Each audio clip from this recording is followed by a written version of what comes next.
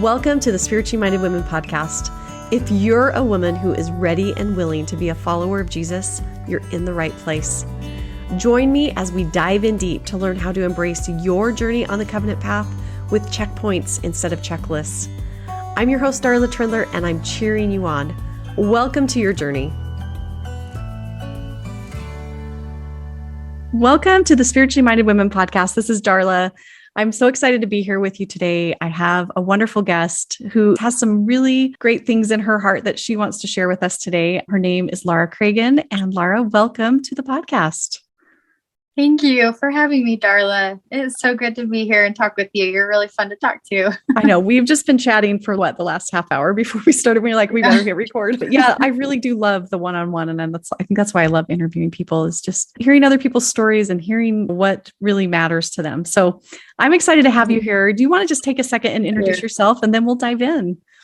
Yes. So I am Laura Cragun, and I am an intuitive eating and LDS life coach. And I was born and raised in Arizona. So Darla and I connected that way. And then I now currently live in Utah. And I have 3 kids that are young. And I feel like I'm going to be in this stage forever at 2, 5, and 8. And yeah, I love intuitive eating. I believe that women need to have the intuitive eating in order to really make that healing with themselves, ditching the diets and finding the body acceptance. And it really helps us find the food of freedom. But I knew it had to be involved with Christ. And my faith was an integral part of it. And a lot of life coaching comes up too with what goes on. And it's emotionally, our physical health is very affected by our emotional health. So I really eat up all that stuff. I geek out about it. I love it. And I love to help women that way and fight diet culture in this day of age right now. So yeah, it's really fun to talk with women every day and on these important matters. It's so important. And you're going to take this whole episode and you're going to talk about your story. And I know your story starts in young motherhood with depression and anxiety and eating disorders and even suicidal ideation. And so tell me about that time in your life. What was going on? What led up to all of that happening to you? So it's hard to think back on that. Those are some dark times. And now I've healed it and I think back and I'm seeing that it was all part of a plan, that curse was my blessing. And so I had my first son at BYU and we're struggling starting off. My husband's a firefighter. He went through paramedic school. I had to put him through paramedic school while I was working full-time, taking part-time classes and pregnant. So it was really some hard stuff. But at the time I had my son, I had depression. I just didn't know it. And no one helped guide me to that point. And it was that same year that Elder Holland's talk came out about mental illness. So everyone's the chatter's going on about it, but it's just barely starting. Years later, I still had depression on and off. I come from definitely some background of family that has had suicidal thoughts and depression and anxiety. And years down the road, I had my second, and my girl, and depression came again. And this time it came harder than ever because my parents told me they were going to divorce out of 28 years. And I'm the oldest of 6. And so that I took that really hard, but I was further away from them and in my own life with my own little family. But I really hurt and felt sorry for my young siblings. And of course, the phone is ringing a lot. I'm the older big sister helping out, and all the drama that comes with divorce. It's very sticky. It's very hard. And I had to definitely get some more help, realizing I need some medication. I need some therapy. And I did. I just, as we're taught to be smart and do all the things in our power to try to make it better. It was hard to not want to be a victim and think, why me? Why do I feel like I just want to stay in bed all day? And why do I feel so completely hopeless when my life is actually very beautiful with a young little family and we're doing okay. My husband has a steady job. So then fast forward to my third. Right before I had my third, I was pregnant. We'll talk about this and how it saved me. This is a very pivotal point in my life of saving myself. And though in a way that I feel like it expended another, my cousin that was 17 hung himself when I was pregnant with my third.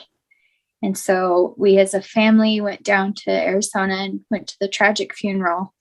And a lot of those kinds of cases, people say there are signs that come. For him, there wasn't. But he's always been a shy kid, and I babysat him when I was young as a teenager. And I love that kid and that family. But I had that realization in me. I had never to that point had suicidal thoughts. I was very depressed at times, then more mild depression where I can handle it and move on and do things. I can still enjoy life, having some good medication with me and some therapy every once in a while. But when something like that happens, you just realize you never know when that switch will flip. And it was a tragedy to see everything happen with my family and all these cousins. And he left behind 4 teenage sisters.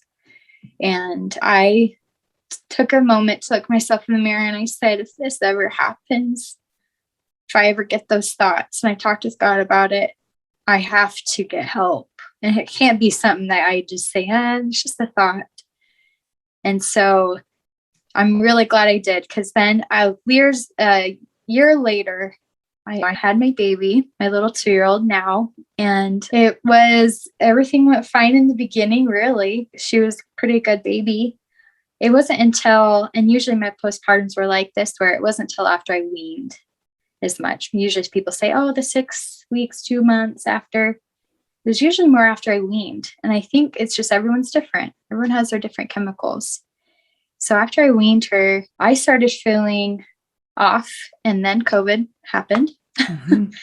And I just didn't see that 2020 was going to be my really rough year, beyond most people's rough years, and in a different way, in that I needed to really face some more things for myself. So you get to this point where you're recognizing depression. It's brought on a little bit from the postpartum. Was there one point where it's just like the breaking point where you knew you had to get help? And what did that look like? Yeah, as I'm thinking about it, it's hard to collect my thoughts, and sometimes you just get excited to be in normal life, but it did happen. Yeah. It was real. I think it was part of it. What happened, I'd been taking that same medication for 4 years. I just kept doing what I was told. And yeah, sometimes I go up in the dose, sometimes go down.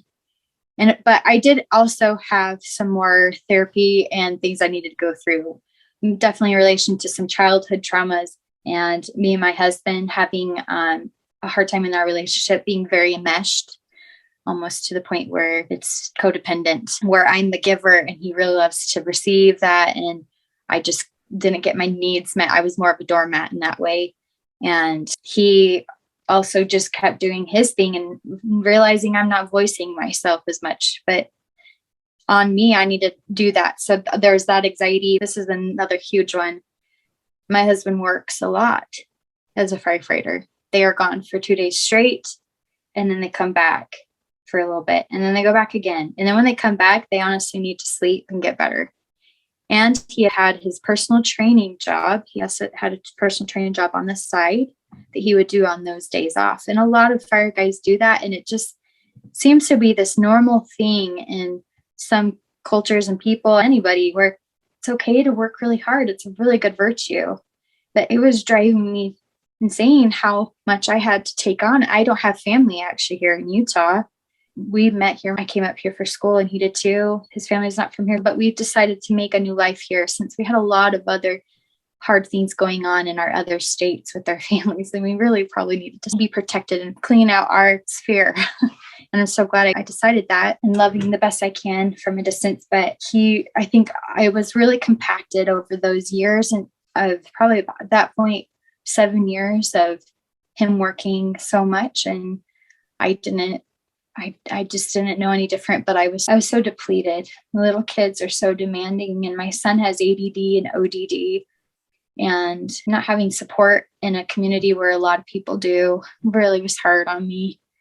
And then in the summer of 2020, I got to this point where I was so depressed, and I didn't understand why my medication was working. And I just thought, I thought it was more me. I didn't even question the medication at that point. I was really too far gone. and we were having a lot of arguments and things and trying to stay close to my Savior the whole time. But I was just feeling really lost. And I started feeling some suicidal thoughts earlier in 2020. And I never really grappled with them, even though I made that promise to myself.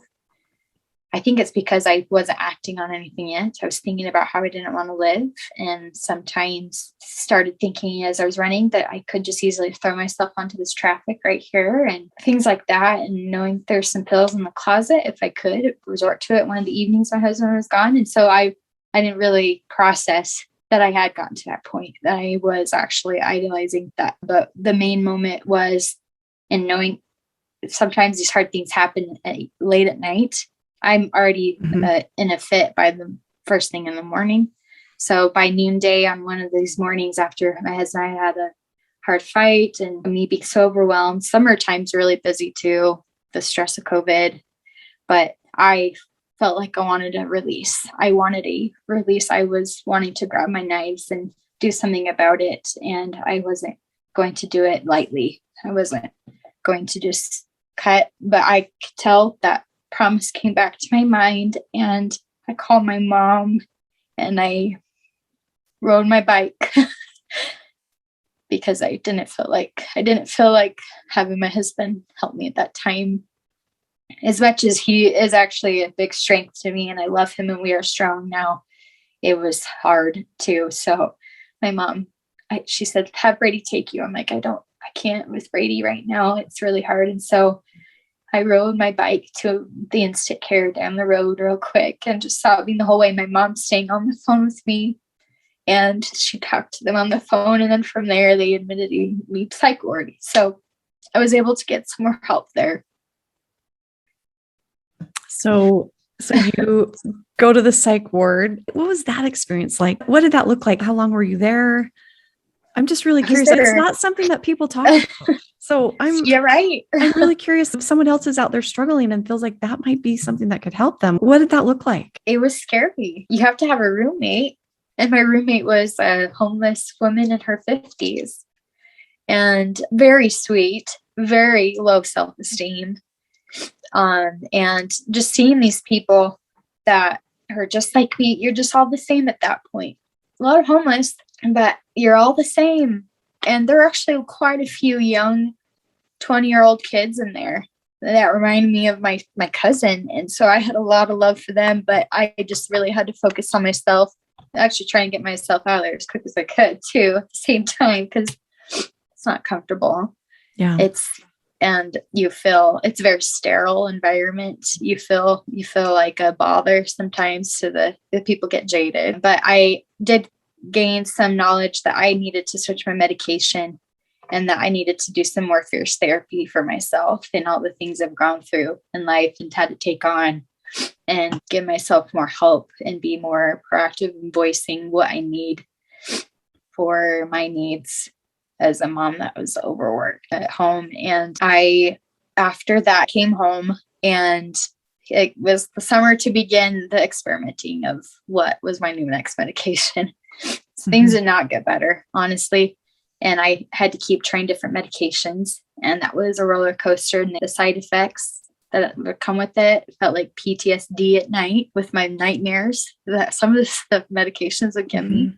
I'm like, I don't want to go to the movies tonight. That's what it felt like going to bed. As much as I needed sleep, it was like going to a thriller show. And so I got off that drug, went on to another.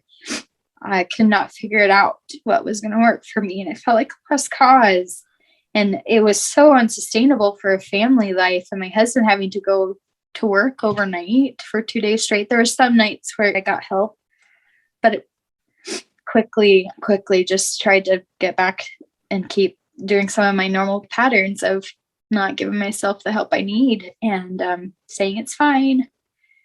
Or even teaching my husband that I need more help. Being married to a firefighter as his strength, his emotional, he's not as stimulated and sensitive in that way because he's around that people that all the time. That's his strength. Actually, he would be so burnt out if he was. We always laugh about how I would never last 2 minutes in his job. It's a strength, But then him having to see with his wife that there needs to be that sensitivity and needs to be that patience. And he now is his whole story too. What he's had to go through now, it's how beautiful it is as he goes on a lot of psych calls, that he is actually one of the guys, all the fire guys say he's one of the most patient and compassionate with them. So anyway, things got really bad and it wasn't good.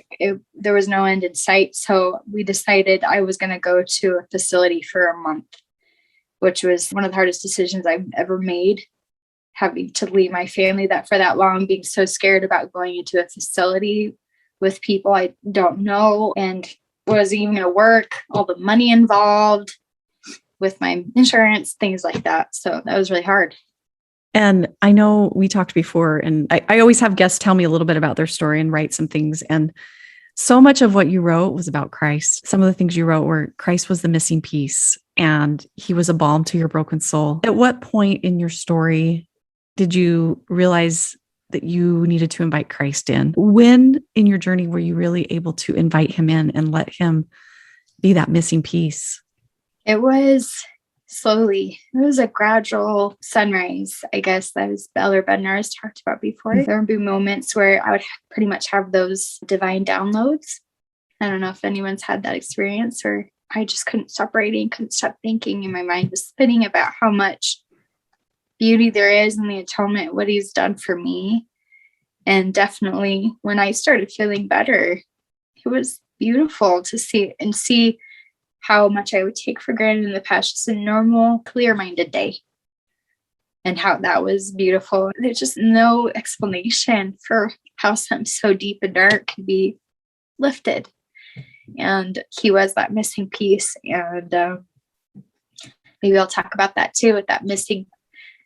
I always think of it. I was coached this way by a wonderful woman that helped me so much. Everyone has a hole in their heart, actually. God made us that way. And how all of us humans deal with it, a lot of times is just fill it. We just pour buckets of money or buckets of time into social media. And for some people, pornography, whatever it is, buckets of time and money into being so religiously clean eating and working out a lot as well over years and years, that it was going to finally complete me and complete that hole, but it just goes into a dark abyss. It's not the forever end all plug that's going to heal that hole. And I'm grateful for this blessing of gone through all this, because it made me finally use Christ. It's so sad that it has to get to that point for a lot of us. It was what I needed to learn, and he's the one that fills that hole forever. There's nothing else you ever need. And now my mind is forever changed in the way I see life. When you finally get to those points where you don't want to live, it's just so different. And when I've seen someone that I love pass away that way, and my kids having to go through that month without me now too, and finally seeing them again, and it's never the same when you have him in your life. That's so beautiful. I love that. I know you talked about this happened just over a year ago, and you've had some other things come up with eating disorders, and that's helped you to turn to intuitive eating and things. But what do you do in your daily life? As lots of women can relate, you're a busy young mom, your husband's gone a lot. What do you do in your everyday life to just stay connected to him, to keep that? Sometimes we have these really hard struggles that bring us to him, but then we get back to everyday life and maybe it's a little bit harder to stay connected. So does that make sense? What are the practical things? What do you do to stay close to him and to keep that relationship strong? I've been meditating for about 2.5 years. I'd say that is a part. It's a bunch of different things, really. My mom has also gone through depression and things. And she's always talked about depression is like running through a muddy field. You could do it, but it's really hard. And then she'll say, and then this is what you do. It's a puzzle. You have to put in all those pieces in that pie. And it's not just one thing, but together it's a beautiful thing. And meditation helps me, but it sounds cliche. It's just stillness. It's to feel those divine downloads, like I had mentioned, which don't always come down in that download form, which I love those moments where it finally comes. I get some answers. I get some relief. And as I finally surrender to him, I call it my holy time. I just have holy time every day where I ponder, meditate, pray, and then study. And with being a young mom, sometimes that is about 20 minutes where I meditate and lay down my cushion here. I've made this section in my closet. I don't have a walk-in closet, but I even push all my clothes to one side. One section over here is where I go and have a container of safety for me. I think that's coming awesome. Around. That's so great that you recognize that you needed that. That's great. Yeah. God help me. I remember one day just having that feeling like I can do that in that corner right there. It's possible. Mm-hmm. And then 5 minutes to pray and 10 minutes to study. And I've definitely been trying to write down things that come to my mind, whether it's just a paragraph or a whole page, just something, or even a sentence. And I've been able to go through a lot of these little notebooks. It's not perfectly done. It's just thoughts and it's processing. I'm processing slowly. It's small and simple things. Of course, with podcasting and as we connect with these people online, I've had a lot of mentors that don't even know me, like Brooke Snow mm-hmm. or Monica Packer, things like that. And Brooke talks about small and simple things. I've always, as she shedded more of that light on there, it's really helped me realize this is a divine principle. I am slowly going to heal with small and simple steps. So it's possible with this holy time That is such a good practice. And I think your story illustrates well. I've had other guests share similar things, and it always makes me think, just try something and see what works for you. Here's somebody else's idea and try it out. And then you might tweak it. That little corner in your closet, you might move that somewhere else later. But for right now, that works for you. And so it's just a matter of finding what works and find your little, what did you call it? Your holy time? Holy time. I love that. That's so great. I think you shared so beautifully that Christ is the only one who can fill that hole. And I think that your story illustrates that so well, and that it's not over. Your story's not over. You're still walking every day, trying to be close to him and to let him be everything for you. So I love that you've shared that. Just to wrap up, is there anything else that you've felt on your heart that you wanted to share in this episode? We didn't have as much time to talk about the eating disorder thing. So I guess I'll just summarize and talk about why I really feel passionate about it. And we talked about this a little bit before. Through the midst of all this, I went through the eating disorders as well. I was just in survival mode, but never in a cognizant state to where I can really realize I had eating disorders of the orthorexia. I was binging about 2 to 3 times a week for a solid year. I just didn't know it, and I would feel sick trying to mute my feelings. But that's where I needed to heal that piece. And I know for many women, we're at war with our body. And Satan wants us to stay there because he knows in these last days, if women are still fighting internally with themselves, how else are they going to be able to fight these out and external sources that are going to come in the form of our kids, the last days events that happen, marriages that could be compromised, and financial troubles. And it just makes it that much more hard running through that muddy and that bondage of being at war with her body. And I found that peace and intuitive eating as a tool. Of course, God is the one that ultimately helps me know what to do, but he helped me understand this is a wonderful, beautiful tool that is the backbone, honestly, of many eating disorder centers. And I went to my eating disorder center outpatient program a few months after I came out of my treatment program, and was able to find that healing, that last more bit of healing. Of course, it's still always works in progress, but I'm feeling like a new creature now. And that could have never happened if I was still caring a lot about all the things I needed for looking well and doing well, and diets that I had tried. I was raw vegan. I was dairy free because my daughter was lactose intolerant with nursing. And then I just kept going in the means of trying to lose weight. And we really have a lot going on with our bodies as women. And intuitive eating was really helpful as a tool for that, and to really find that body acceptance, like not just work on body positivity, but believing that our body is good no matter what it looks like, not just that it finally looks good and I'm happy with it now. So I think it's across the board, women everywhere deal with that. And I just have such a soft spot in my heart for that because I know how that feels. And now I'm free of that, and Christ has helped as well. Yeah, I love that. I love that you can give that credit to him. He really can heal us, and he's a healer and can help us to go through these hard experiences that we all are going to face, no matter what they are, that we can do it with him. So That leads me to my final question that I want to ask you. And that is, how have you seen and felt the Savior in your journey on the covenant path?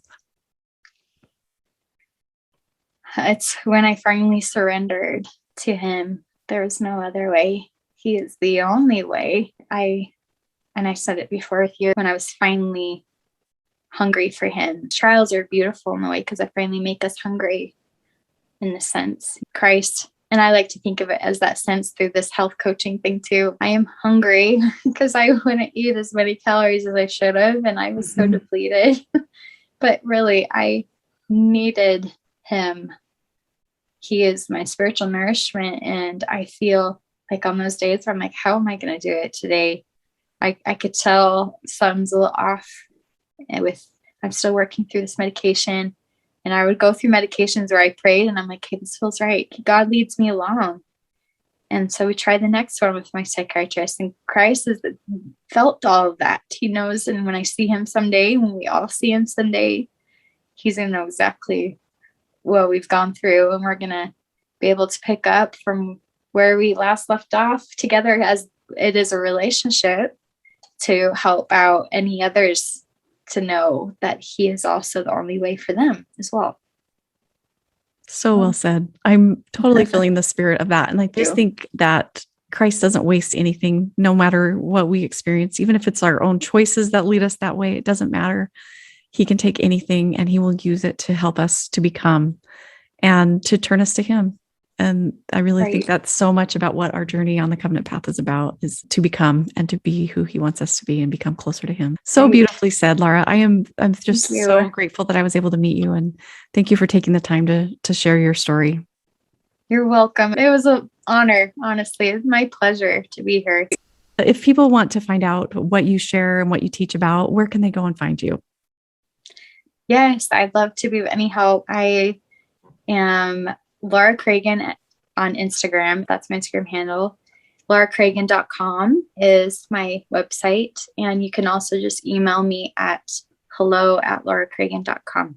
And I will put all that information in the show notes for anyone who would like to reach out to you. But thank you so much. I just appreciate it. This has been great. You're welcome. Thank you, darling. I love what you do here. And now here are this week's journal questions. Laura described beautiful imagery of how God made each of us with a hole in our heart. She shared how she realized that Christ was the one who could fill the hole in her heart. What part of your life feels like a hole or something is missing? How can you invite the Savior in to be the missing piece to fill your hole?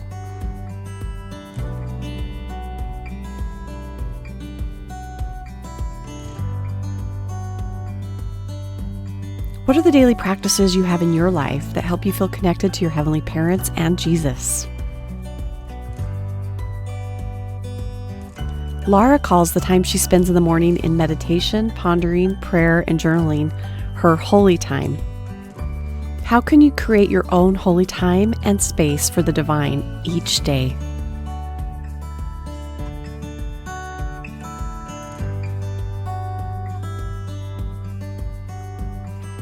Laura expressed that she knows the Savior understands what she's going through. Jesus knows you, and he knows how you feel, no matter what struggles you face. I was recently visiting my daughter's ward, and her bishop said something I had to write down. He said, "He knows what it feels like for you to be you." Ponder on this truth. Jesus knows what it feels like for you to be you. Record the thoughts that come to your mind.